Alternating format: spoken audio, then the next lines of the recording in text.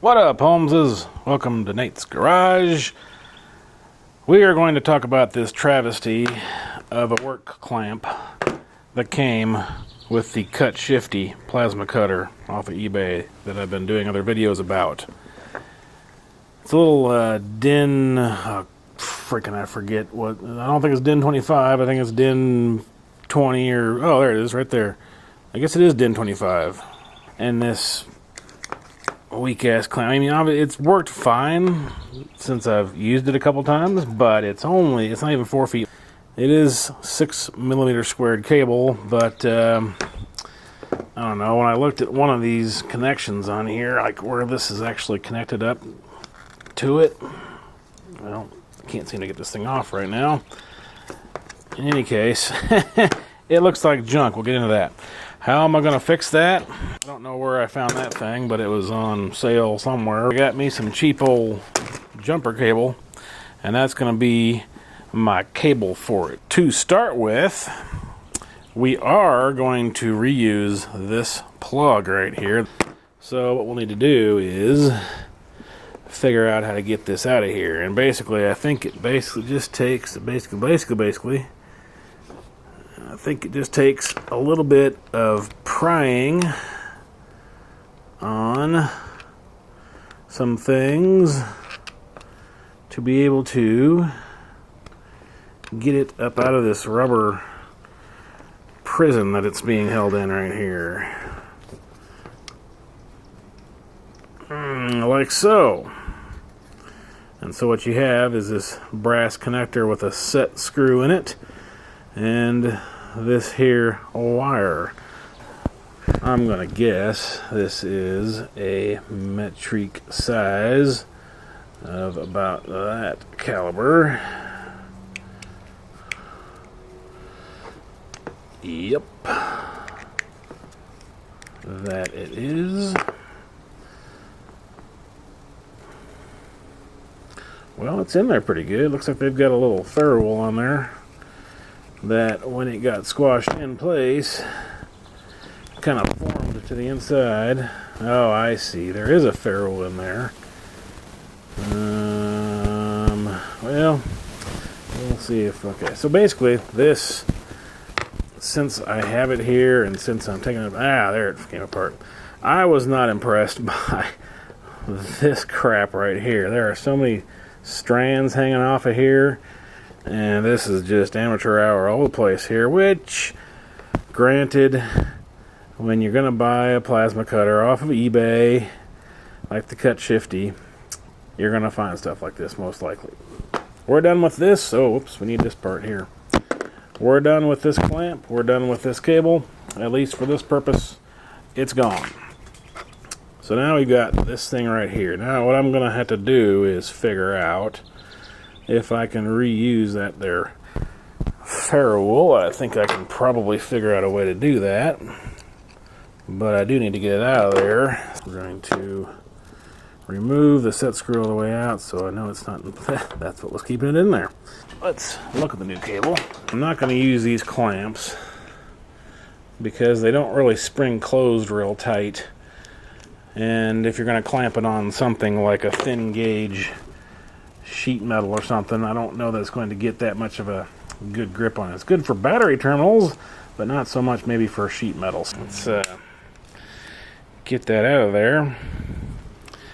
We are going to have to use some sizable cutters. Cut through that. There we go.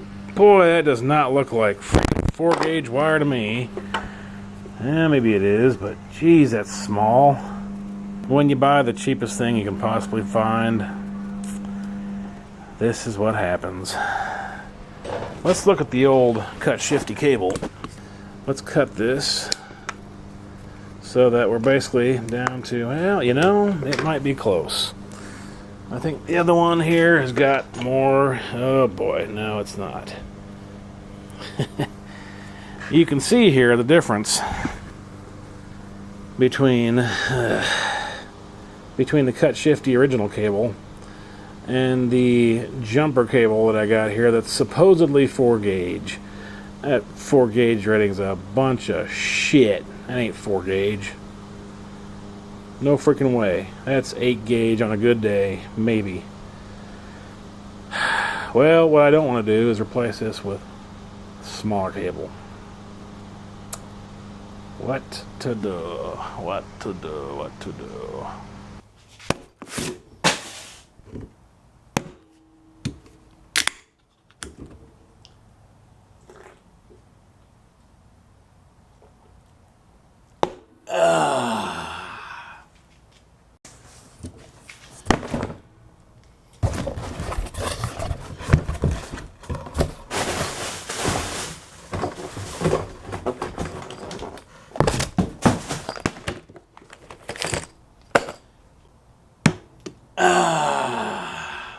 Alright, so what we got here is some real cable. Instead of that stupid freaking cheap ass jumper cable. Well, I just went on Amazon and found 25 feet of some actual 4 gauge, I think. Pretty sure that's what I got. It's 4 gauge. There we go. 4 American wire gauge. Blah, blah, blah, black. Blah, blah, blah, 25 feet. So, yeah. And some new crimp terminals for that sumbitch right there. Something like that. Boy, they don't mess around with their plastic, do they?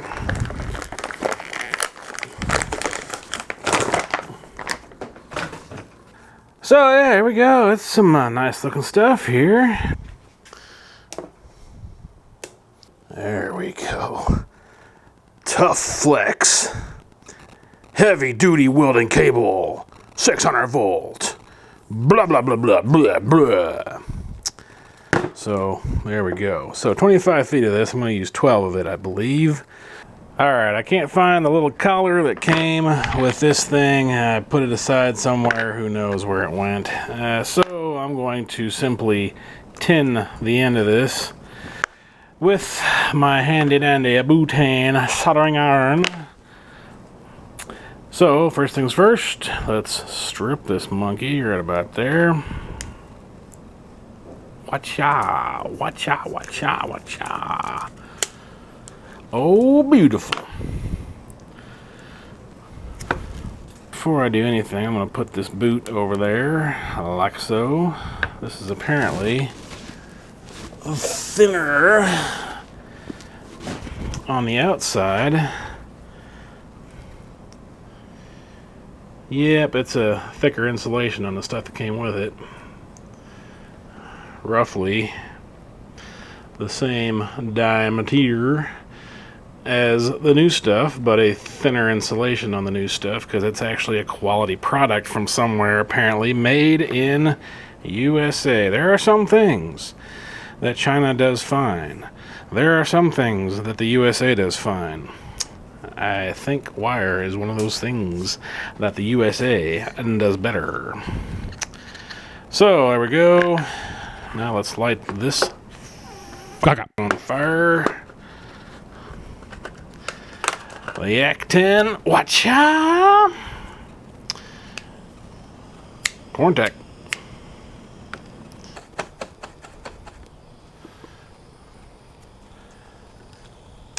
All the way up because this is some thick ass wire. And get our solder going on here. Many moons and many kilograms of lead-based solder later. This calls for a drink.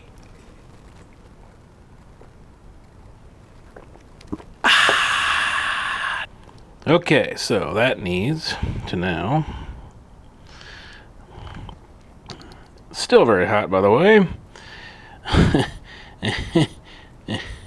Yeehaw.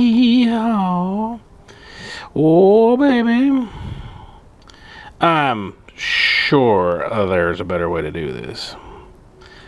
But I like to do it the hardest possible way. There we go. That's what I'm talking about. I don't know if I like that much showing. God freaking bless it. Engage safety squints, they say. Wow.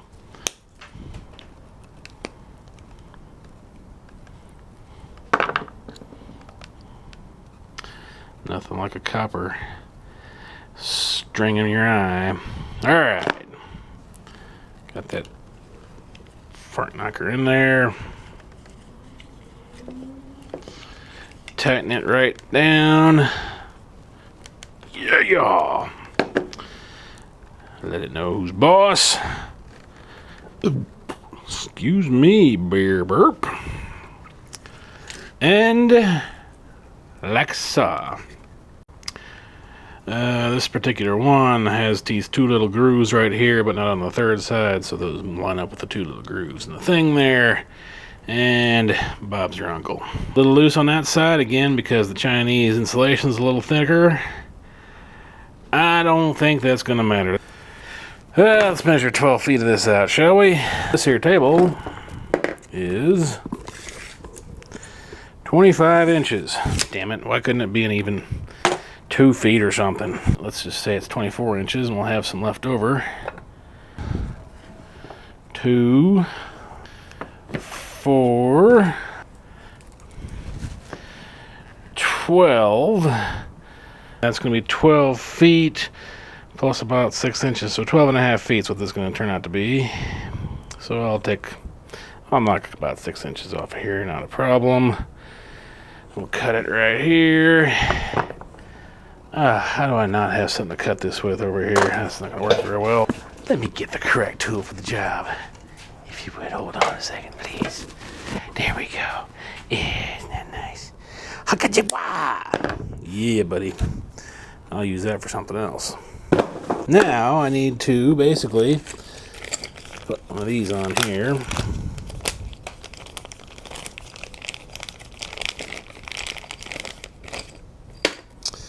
Pretty sure I stabbed myself with a piece of copper. Man, my fingernails are dirty. Yeah, so I need to strip it right about to there. One time around the clock this time. More than enough. Careful, don't you dare knock that beer over. And voila. And we're done. Not really. I'm gonna find a way to crimp that sumbitch, which I guess could be 7 to 8. Hey, let's try this. We'll try this setting on the crimp arrow here. So I'll do it now. Oh my goodness, that's some. Good Lord. Well, not gonna do it with that tool. That's a son of a bitch right there. Yeah, I'm going to put this in the vise, I believe. Let's move over to the vise, shall we? Okay, so here's our thing here. Now, what I'm going to try to do at some point is get a ball bearing in here to give it some juice. But basically, we're just going to put this thing in here, give it the beans. Oops, let's lock this thing down, shall we? Yep. Wha-pow! Ain't no problem with the apprentice voice, apprentice voice, apprentice voice. Ain't no problem with the apprentice voice. Yeah, baby. That's exquisite. Exquisitely exquisite. I'm going to use the indents in here on the shoe to my advantage.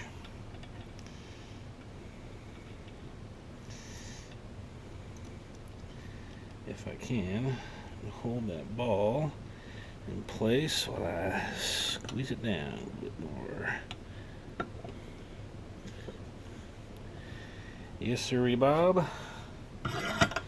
Like, so, yeah, buddy, crank it sucker down like it meant it. Oh, yeah. That. Whoo, daddy. Yeah, look at that. Nice little indent right there, that ball bearing dug in. That is gonna work. There's the imprint of the screw on the other vice grip side there. So now we're nice and crimped in place there, baby.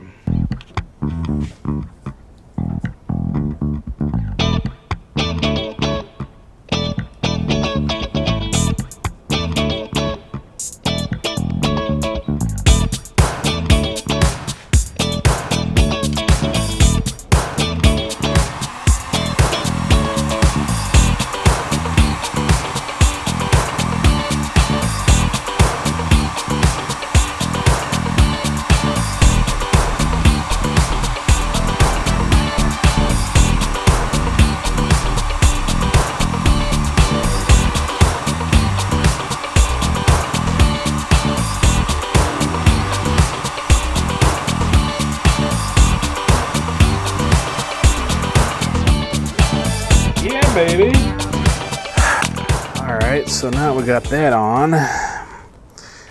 We're going to put this on through and bolt it on down. Let's see how this thing works real quick here. And we're just going to put it between those two washers. I like so.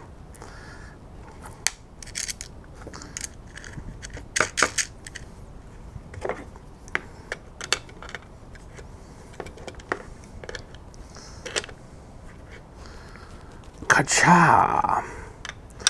I say ka-cha to you, sir.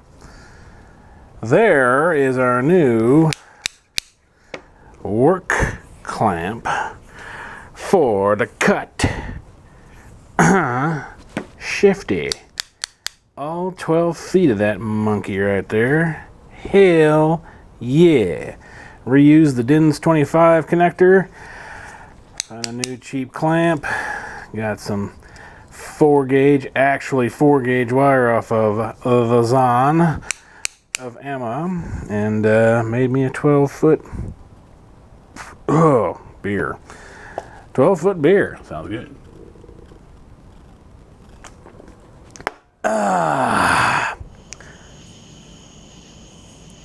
Alright, so let's talk about a few things about our Cut Shifty consumables. First of all, let's just go over this little torch here. May not have ever done that before, I don't know. I'm sure there's other people that have, but the consumables on any plasma cutter, this is the business end of the thing. You got a little tiny sphincter right there to that shoots the air out, which is what shoots the plasma torch part of it out, as well as the air pressure to actually blow away the metal that you're actually cutting through. So what you got here is this ceramic something or another here.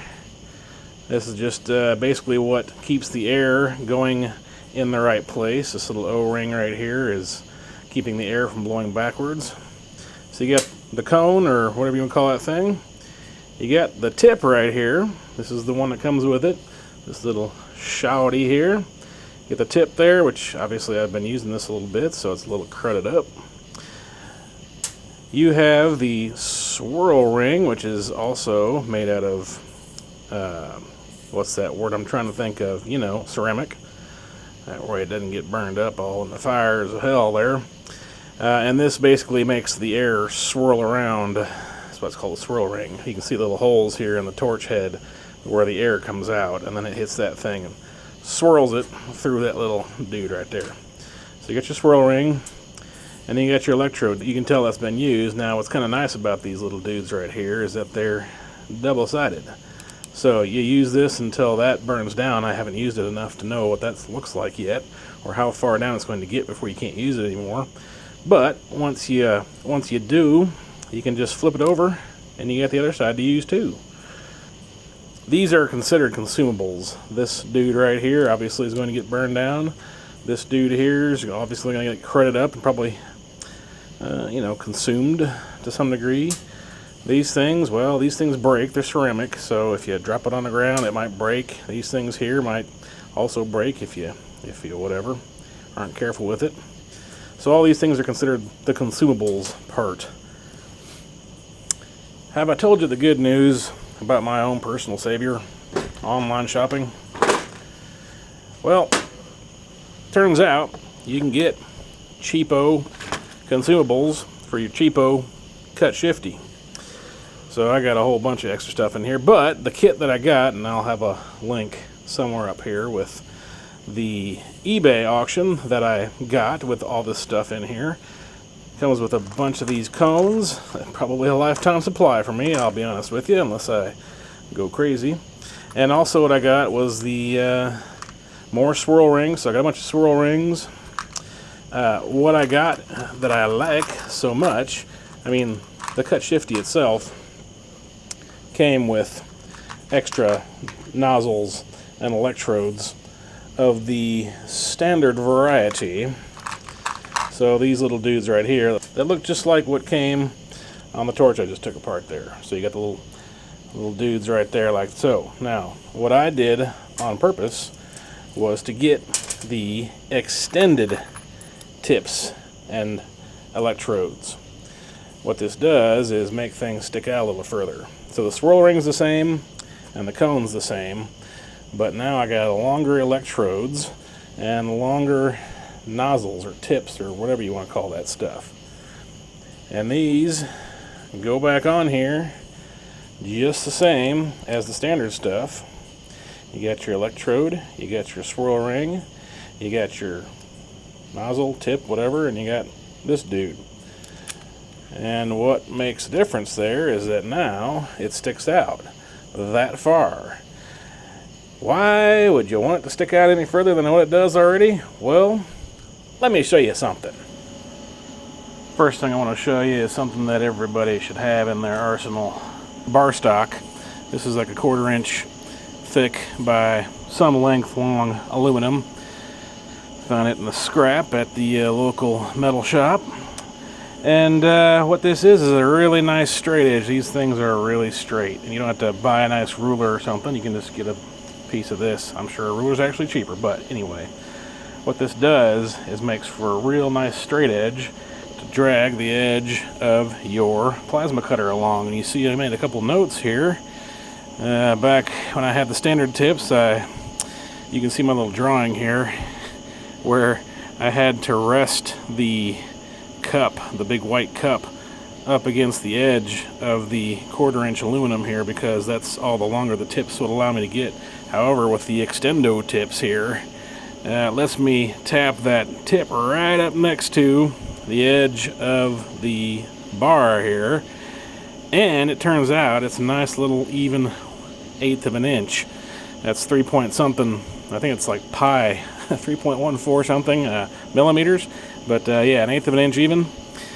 Yeah, and allows you to cut real nice and even.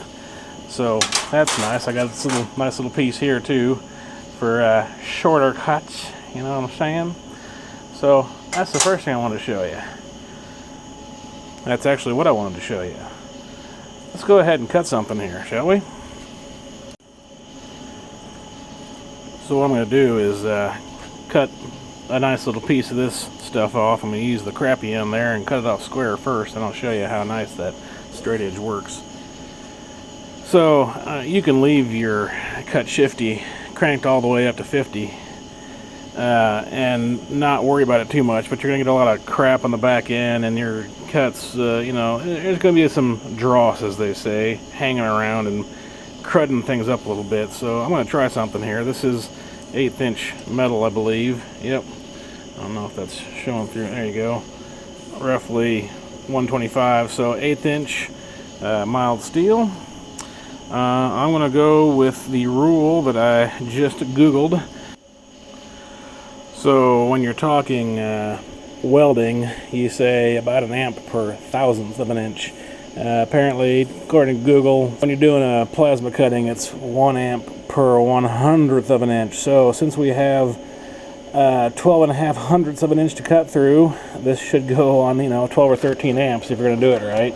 So first of all, the Cut Shifty doesn't go down that far, so we're going to crank it all the way down to 20.4. I got my air. Now this air right now is set to about 75 psi when you're not cutting. However, if I can find my torch there, watch that when I press the trigger on the thing when I'm not actually, you know, cutting anything, just to let the air go, you can see that 60 psi. And roughly 60 psi is also what I Googled, my own personal sources there on the internet, on what you want the air pressure to be. So we're going to try this at 20 amps on the old Cut Shifty. Let's cut.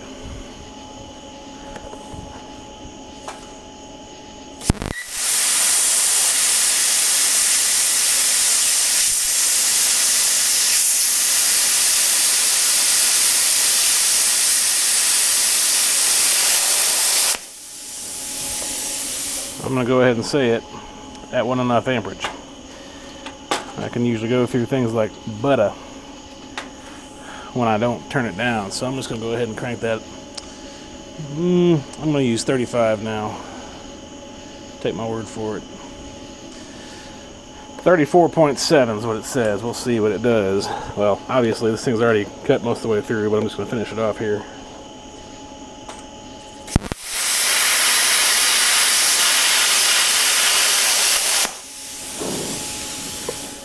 Yeah, so there's a nice straight little dude right there. I don't plan on grabbing that with my bare hands just now. That's not too bad. And there we see the crap on the back end. I think that would actually be worse the further up you turn the amperage and maybe the slower you go. I don't know, but that's a nice clean little cut there. Yeah, buddy. You can knock that crap off.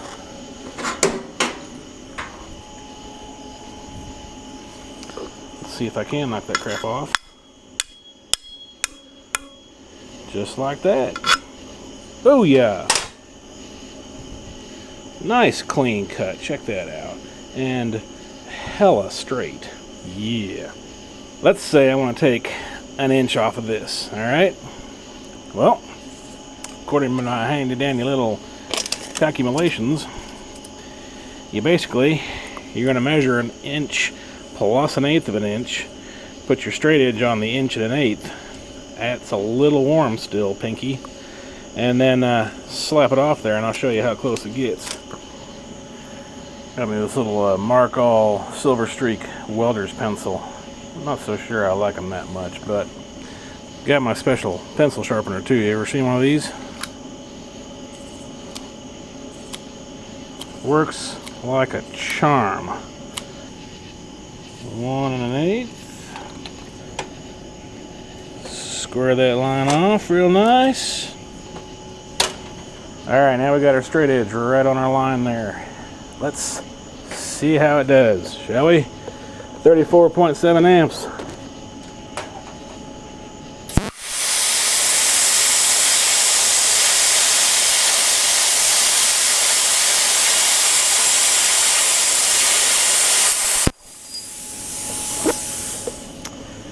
There supposedly is a 1-inch piece down there on the ground that I'm not going to pick up with my bare hands right now. I'm going to go ahead and guess this is pretty damn hot. So you can see a little bit of dross, crap, whatever you want to call that stuff on there. I'm not going to have any luck holding it with that little ass magnet. But let's see how much we took off of there. Check it, baby. An inch. Get rid of the cat fur just a little bit there. It's actually a little more than a little less than an inch, so maybe my measurement wasn't quite right, but you get the idea. Get yourself a straight edge. What's nice about those extendo tips is that it lets you get right up on a 1/4 inch thick bar stock and use it as a straight edge. Well, I think that about wraps it up for today, folks. Oh yeah. It's another one in the books here at Nate's Garage and Bakery. It kinda makes me wanna rap! Yo, that'll be all for this episode. Please subscribe and thumbs up the video unless you don't like my web content. In either case, please feel free to comment. Word to your mother.